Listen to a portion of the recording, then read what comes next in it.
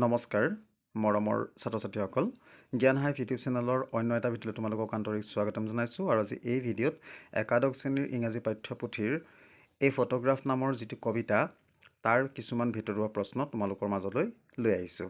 তো প্ৰথমতে আছে who is the poet of the poem a photograph. এই ফটোগ্ৰাফ কবিতাটিৰ কবি কোন? ইয়াৰ উত্তৰটো হৈছে the poet of the poem a photograph is Shirley Toulson. 2 নম্বৰত আছে what were the girls in the photograph doing. ফটোগ্ৰাফখনত বা সেই ছবিখনত থকা ছোৱালীকেইজনীয়ে কি কৰি আছিল? ইয়াৰ উত্তৰটো হৈছে the girls in the photograph were paddling. ছবিখনত থকা ছোৱালীকেইজনীয়ে সাঁতুৰি আছিল। 3 নম্বৰত আছে what is the number of girls in the photograph. ছবিখনত কেইজনী ছোৱালী আছিল? ইয়াৰ উত্তৰটো হৈছে the number of girls in the photograph is 3। ফটোগ্ৰাফখন বা ছবিখনত 3জনীকৈ ছোৱালী আছিল। 3 নম্বৰটো আছে who is clicking the photograph. ফটোগ্ৰাফখন কোনে ক্লিক কৰিছিল বা ফটোখন কোনে তুলিছিল? ইয়াৰ উত্তৰটো হৈছে the uncle is clicking the photograph. খুৰায়েকজনে ফটোগ্ৰাফখন বা ছবিখন তুলিছিল। 4 নম্বৰত আছে what is the age of poet's mother in the photograph. ছবিখনত বা ফটোখনত কবিৰ মাকৰ বয়স কিমান? ইয়াৰ উত্তৰটো হৈছে the age of the poet's mother is about 12 or so'. কবিৰ মাকৰ বয়স 12 বছৰমান হ'ব। 5 নম্বৰত আছে what the two cousins holding. দুইজনী ভনীয়েকে কাক ধৰি আছিল বা কি ধৰি আছিল? তো ইয়াৰ উত্তৰটো হৈছে the two cousins were holding the poet's mother's hand. দুইজনী ভনীয়েকে কবিৰ মাকৰ হাতত ধৰি আছিল। 6 নম্বৰত আছে what is intransient in the photograph. ছবিখনত ক্ষণস্থায়ী কি আছিল? ক্ষণস্থায়ী নহয়, এইটো ছবিখনত চিৰস্থায়ী কি আছিল? তো ইয়াৰ উত্তৰটো হৈছে the sea is intransient in the photograph. ছবিখনত বা ফটোখনত সাগৰখন চিৰস্থায়ী আছিল। 7 নম্বৰত আছে whose mother is in the photograph. কাৰ মাক ফটোগ্ৰাফত আছিল? ইয়াৰ উত্তৰটো হৈছে the poet's mother is in the photograph. কবিৰ মাক সেই ফটোখনত আছিল। What is transient in the photograph. ফটোখনত ক্ষণস্থায়ী কি আছিল? The girls feet were transient in the photograph.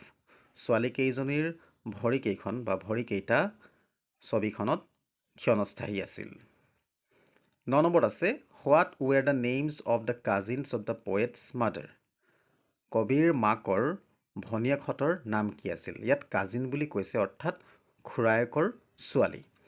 The names of the cousins of the poet's mother were Betty and Dolly.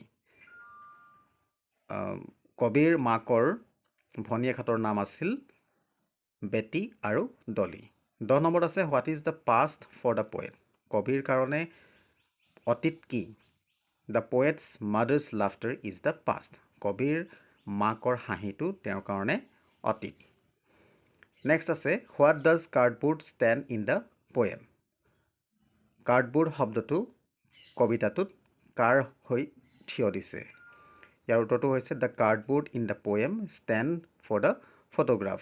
Cardboard শব্দটো কবিতাটোত ফটোগ্ৰাফখনৰ হৈ থিয় দিছে বা ফটোগ্ৰাফখনক বুজাইছে। নেক্সট আছে what has happen to the poet's mother. কবিৰ মাকৰ কি হ'ল? ইয়াৰ উত্তৰটো হৈছে the poet's mother is dead. কবিৰ মাতৃৰ মৃত্যু হৈছে। What is the meaning of the word circumstance. Circumstance শব্দটোৰ অৰ্থ কি? The meaning of the word circumstance is situation. Circumstance শব্দটোৰ অৰ্থ হৈছে পৰিস্থিতি। What has silence the poet. কবিক কিহে মৌন কৰি তুলিলে? The poet's mother's death. কবিৰ মাকৰ মৃত্যুৱে তেওঁক মৌন কৰি তুলিলে। What is the meaning of the word snapshot. স্নেপশ্বটৰ অৰ্থ কি বা শব্দটোৰ অৰ্থ কি? The meaning of the word snapshot is photograph. Snapshot শব্দটোৰ অৰ্থ হৈছে photograph. How many cousins did the poet's mother have. The poet's mother had 2 cousins. কবিৰ মাকৰ 2জনী ভনীয়েক আছিল, খুৰায়েকৰ জীয়েক। Who is the eldest among the 3 girls. 3জনী ছোৱালীৰ ভিতৰত জ্যেষ্ঠ কোন আছিল? The poet's mother is the eldest among the three girls. তিনিজনী ছোৱালীৰ ভিতৰত কবিৰ মাকেই জ্যেষ্ঠ আছিল বা ডাঙৰ আছিল। What is the meaning of the word beach? Beach শব্দটোৰ অৰ্থ কি?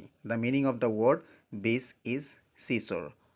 বীচ শব্দটোৰ অৰ্থ হৈছে সাগৰৰ পাৰ। নেক্সট আছে what is the meaning of the word paddling? Paddling শব্দটোৰ অৰ্থ কি? The meaning of the word paddling is rowing. Paddling শব্দটোৰ অৰ্থ হৈছে বঠা মৰা। What is the meaning of the word grasping? Grasping শব্দৰ অৰ্থ কি?